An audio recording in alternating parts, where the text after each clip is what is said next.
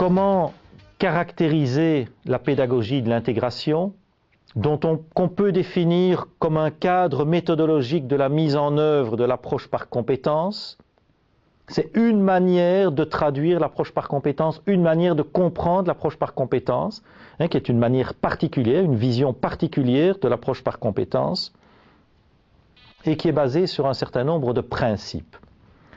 Premier principe, c'est que les compétences sont définies à la fois en termes complexes et concrets. On peut dire que un ordre de grandeur, c'est 2 ou 3 compétences par discipline et par an. On est loin d'une longue liste d'objectifs spécifiques, comme dans la PPO. On est loin d'une liste de standards, de 15 ou de 20 standards. Non, on travaille sur vraiment un très petit nombre de compétences qui sont des compétences terminales ou des compétences de base. Et personnellement, plus j'avance, j'aurais tendance à dire qu'il vaut mieux travailler sur 1 ou 2 compétences par discipline et par année que sur 2 ou 3 compétences par discipline et par année. Deuxièmement, chaque compétence est associée à une famille de situations. C'est important la notion de famille de situations. On ne peut pas associer chaque compétence à une seule situation complexe. Parce que, une fois qu'on a appris à l'élève à résoudre cette situation complexe, il faut lui présenter d'autres situations complexes, mais qui se rattachent à la même compétence, pour pouvoir, parce qu'il sera compétent le jour où il pourra résoudre n'importe quelle compétence, n'importe quelle situation problème, qui fait partie de la famille de situations associées à la compétence. Et c'est ça la compétence. La compétence, ce n'est pas de pouvoir refaire quelque chose qu'il a déjà fait, mais c'est de pouvoir faire face à une situation nouvelle qui appartient à une famille de situations. On parle de situations équivalentes. Ce sont des situations qui ont les mêmes caractéristiques, qui sont de même niveau de difficulté, mais qui sont différentes, qui sont dans un contexte différent, qui mobilisent des ressources qui sont légèrement différentes. Il peut y avoir des ressources importantes qui sont mobilisées dans toutes les situations, mais l'élève va commencer par devoir identifier les ressources qu'il doit mobiliser, et puis il doit les mobiliser de manière pertinente pour pouvoir résoudre la situation. Les compétences sont le témoin d'un profil de sortie à atteindre pour tous les élèves.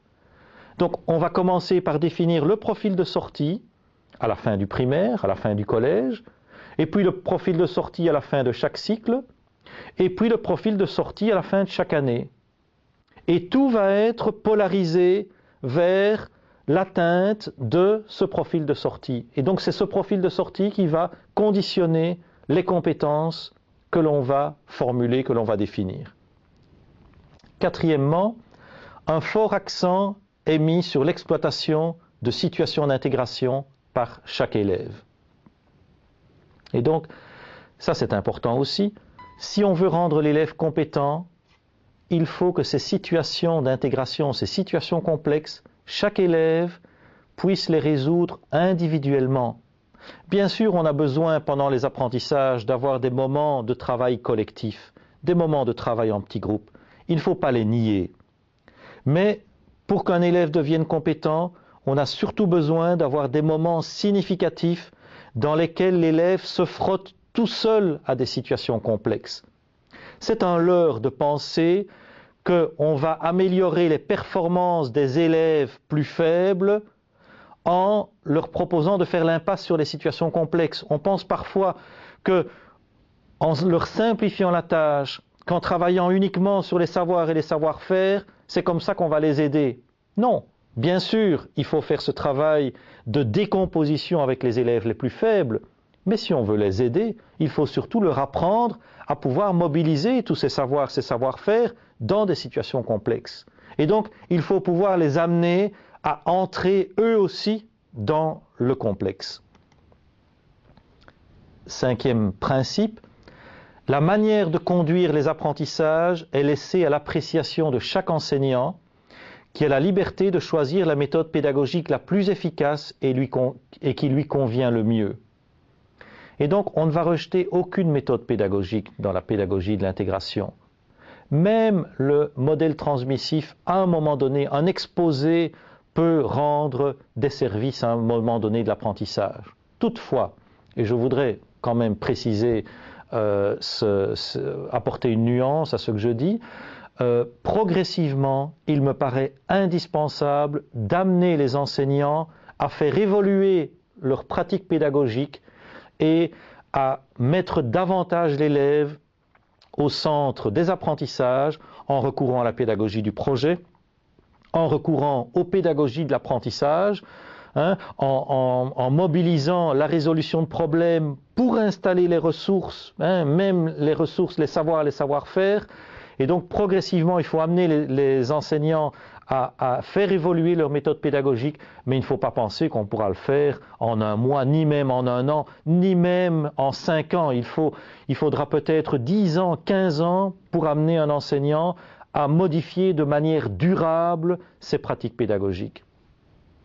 Et alors, 6e principe, c'est que les élèves sont évalués sur la base de ces situations d'intégration. Autrement dit, faire évoluer aussi l'évaluation, parce que si on veut vérifier si un élève est compétent, si un élève a acquis une compétence, ce n'est pas en évaluant des ressources séparées qu'on va l'évaluer, mais c'est en évaluant sa compétence. Quand vous passez votre permis de conduire, on ne va pas vous demander de dire « montre comment tu freines » et puis maintenant « montre comment tu enfonces la pédale d'embrayage » et puis maintenant « montre comment tu vas changer le levier de vitesse ».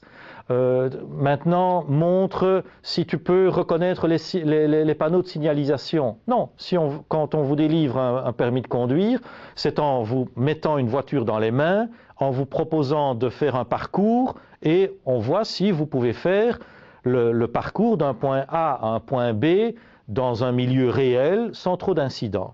Donc voilà un petit peu les 6 principes tels qu'ils ont été élaborés par les personnes qui ont travaillé sur la pédagogie de l'intégration, Jean-Marie de Kettel, déjà dès les années 90, et alors toute l'équipe du BIEF également, et un certain nombre de responsables de nombreux pays sur tous les continents qui aujourd'hui œuvrent dans le cadre de la pédagogie de l'intégration.